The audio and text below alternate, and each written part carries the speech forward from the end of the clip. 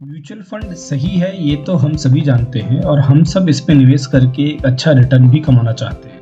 लेकिन हम में से ज़्यादातर लोगों को ये पता ही नहीं होता कि म्यूचुअल फंड का पोर्टफोलियो कैसे बनाएं।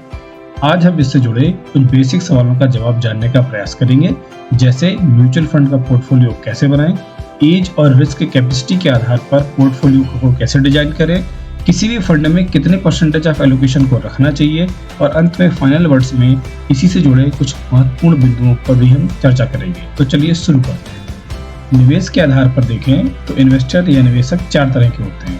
पहला होता है एग्रेसिव इन्वेस्टर, जैसे कि यंग लोग जिनकी रिस्क कैपेसिटी ज़्यादा होती है। दूसरे होते हैं कंजर्वेटिव इन्वेस्टर, जैसे सैलरीड लोग या मिड एज ग्रुप के लोग जो बहुत ज़्यादा रिस्क नहीं लेना चाहते।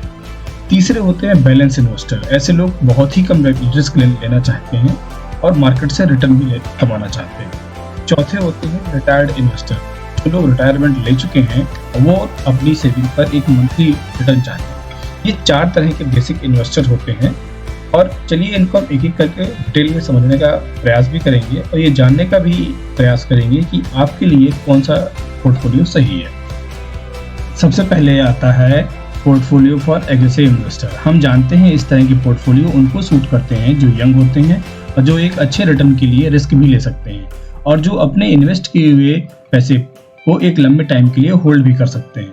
निवेश को होल्ड करने के कारण इनको लॉस या नुकसान होने का भी कोई डर नहीं होता है।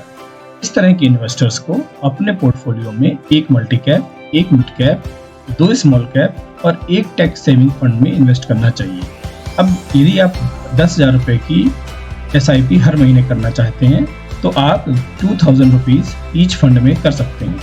अब यहाँ हमने स्मॉल कैप दो ले रखे हैं तो यहाँ 4000 रुपया टोटल स्मॉल कैप में इन्वेस्ट हो जाएगा। अब आपका यदि अमाउंट ज़्यादा है तो आप इस अपने अमाउंट को, अपने इन्वेस्टमेंट को इसी रेशियो में आगे बढ़ाएं। अगर आप रिस्क ले सकते हैं और एक लंबे समय तक इन्वेस्ट रह सकते हैं, एग्रेसिव पोर्टफोलियो ही बनाएं। इससे आपको एक बहुत अच्छा रिटर्न देखने को मिलेगा।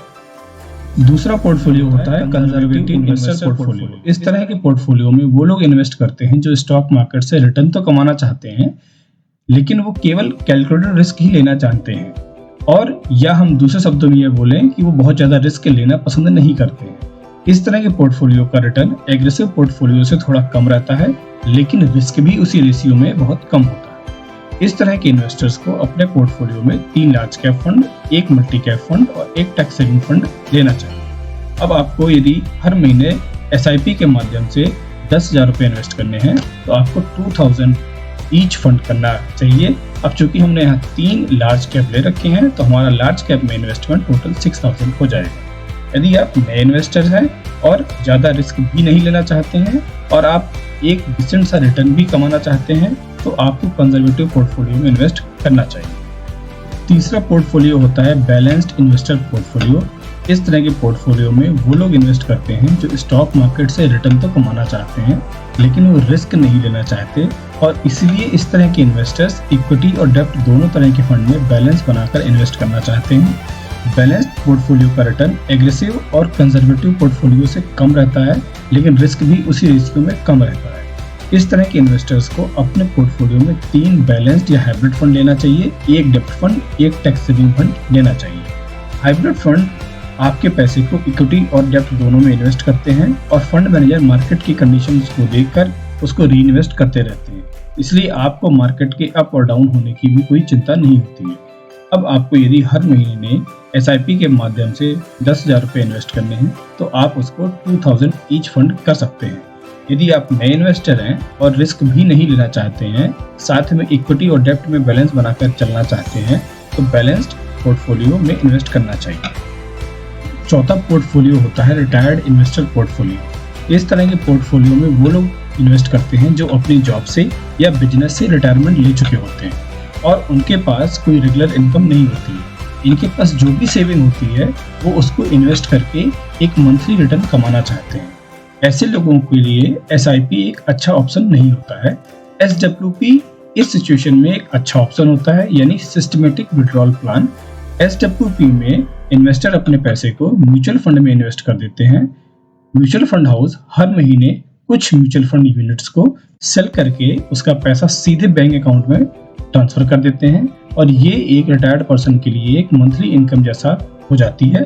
इस तरह के पोर्टफोलियो में हम केवल डेब्ट फंड में निवेश करते हैं और डेब्ट फंड का रिस्क बहुत ही कम होता है, लेकिन इस तरह के पोर्टफोलियो का रिटर्न बैंक डिपॉजिट से काफ़ी ज़्यादा होता है।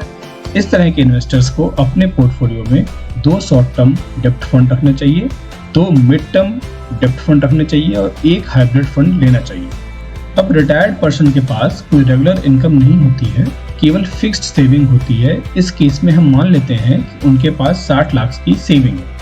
इस हिसाब से उनको 12 लाख रुपया हर फंड में इन्वेस्ट करना चाहिए, यानी 24 लाख रुपए शॉर्ट टर्म डेब्ट फंड में, 24 लाख रुपए शॉर्ट टर्म मिड टर्म डेब्ट फंड में और बाकी के बचे 12 लाख रुपया हाइब्रिड फंड में इन्वेस्ट करना चाहिए। आपने ध्यान दिया होगा कि चाहे जो भी पोर्टफोलियो रहा हो, from aggressive portfolio, conservative, balanced and retired, सारे में हमने नंबर ऑफ म्यूचुअल फंड 5 ही रखे हैं और इसके 2 बहुत ही महत्वपूर्ण कारण हैं। पहला जो कारण है वो है कि 5 म्यूचुअल फंड को मैनेज करना बहुत ही आसान होता है। दूसरा जो बड़ा महत्वपूर्ण कारण है वो ये है कि डाइवर्सिफिकेशन बिल्कुल सही रहता है, ओवर या लो डाइवर्सिफिकेशन नहीं होता है। हम सबको अपनी करंट फाइनेंशियल कंडीशन, यानी अभी जो हमारे पास पैसा है या जो हमारी इनकम है, और दूसरा अपने फ्यूचर गोल्स, यानी हमने अपने भविष्य के लिए क्या सोचा हुआ है, इन दोनों के आधार पर और साथ में अपनी रिस्क कैपेसिटी के आधार पर अपना पोर्टफोलियो चुनना चाहिए। और यदि इन सभी चीज़ों को एनालाइज करके आप अपना पोर्टफोलियो चुनेंगे और उसमें इन्वेस्ट करेंगे तो आप बहुत ही अच्छा रिटर्न जनरेट कर पाएंगे। वीडियो को अंत तक देखने के लिए आपका बहुत बहुत धन्यवाद। वीडियो अच्छा लगा हो तो इसको लाइक और शेयर जरूर करें और चैनल को सब्सक्राइब करें। Thank you.